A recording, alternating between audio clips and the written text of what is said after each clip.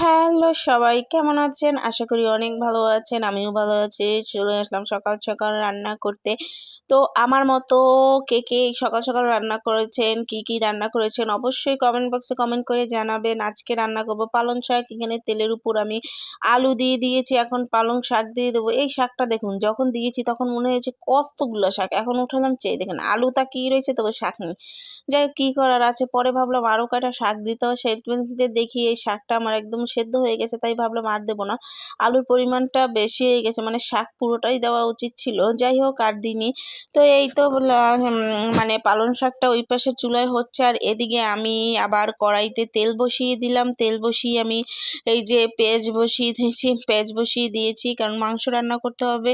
পেঁয়াজটাকে একটু ভালো করে তার কাঁচা ঘ্রাণটা চলে যাওয়ার পর আমি রসুনটা দিয়ে দিলাম। রসুন দিয়ে এখন এটাকে ভালো করে দেবো, আর এখানে আমি টমেটো দেবো, কারণ আমি বাজার থেকে অনেক টমেটো কিনে এনেছি, আর এখনকার টমেটোতে পুরো ফরমালিন দিয়ে ভরে রেখেছে। টমেটো কি বলবো আপনাদেরকে, এই কাঁচা টমেটোকে এমনভাবে পাকিয়েছে। তো যাই হোক, টমেটো একটু ভেজা ভেজা হয়ে গেছে, এখন আমি সব মশলাগুলো দিয়ে দিয়েছি। আর আজকে কিন্তু কোনো মশলা আমি গুলে দিইনি, সবগুলো কিন্তু একদম ঝুড়ো মশলা দিয়েছি।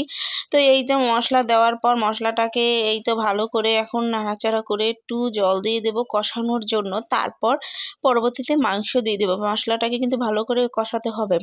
যখন মশলা গা থেকে জলটা সরে যেয়ে তেল বেরিয়ে আসবে, তখন আমি মাংস ছেড়ে দেবো। আর এখানে কিন্তু আমি মানে অপর সাইড দিয়ে কিন্তু আমি আলু দিয়ে দিয়েছিলাম, যেটা আর উঠোতে খেয়াল ছিল না। যাই হোক, এটা কিন্তু দেশি মুরগা। অনেকে ভাবে আমরা হয়তো শুধু কক আর সোনালি খাই, না না না, আমরা কক সোনালি শুধু খাই না, আমরা দেশি মুরগাও খাই। তো যাই হোক, এই যে দেখুন দেশি মুরগি। তো এই যে মুরগিটাকে এখন আমি ভালো করে একটু মশলার সাথে মেখে নিচ্ছি, মেখে তারপর ঢেকে দেব। এটার গা থেকে যে পরিমাণ জল বের হবে এবং সেটা দিয়ে আমার ঝোল হয়ে যাবে, আমি আর কোনো ঝোল দেব না।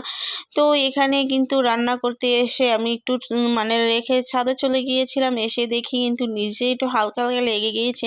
না, পোড়া লাগেনি, বাট লাগতো যদি আমি সময় মতো এসে লাড়াটা না দিতাম। চুলার জাল আঁচটা খুবই কম ছিল, যার জন্য মানে অতটা লেগে পড়েনি। আর এই যে দেখুন কি পরিমাণ মানে জল বের হয়েছে, আরও বের হবে, এটা ঢেকে দিলে আরও বের হবে। যেহেতু দেশি মুরগি, এটা বাচ্চা মুরগি, তো তারপরেও একটু ভালো করে সেদ্ধ করতে হয়, না হলে কিন্তু সেদ্ধ হতে অনেকটাই। তো এদিকে কিন্তু এই যে দেখুন, এই যে কি পরিমাণ জল বের হয়েছে, অনেকটা সময় ঢেকে ঢেকে রান্না করেছি, আমি কিন্তু এক ফোঁটাও জল ইউজ করিনি।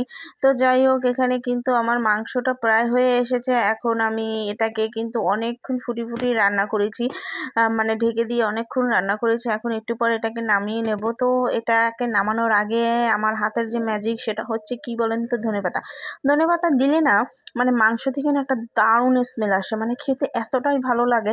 আমি জানি না, আমার এই রান্নাটা দেখে অনেকে বলবে হয়তো এই মাংসতে ধনেপাতা দেয় কেউ, বাট যারা দেননি তারা দিয়ে দেখবেন যে আসলে এটা কিন্তু খেতে সত্যি খুব মজার লাগে। এটা আমার ছোট ননদকে দেখেছি, সে এরকম মাংসের ভিতরে একবার রান্না করে এনেছিল, তখন মানে এরকম ধনেপাতা দিয়েছিল এবং এতটাই সুন্দর একটা ঘ্রাণ এসেছিল, মানে আমার খুবই ভালো লাগে।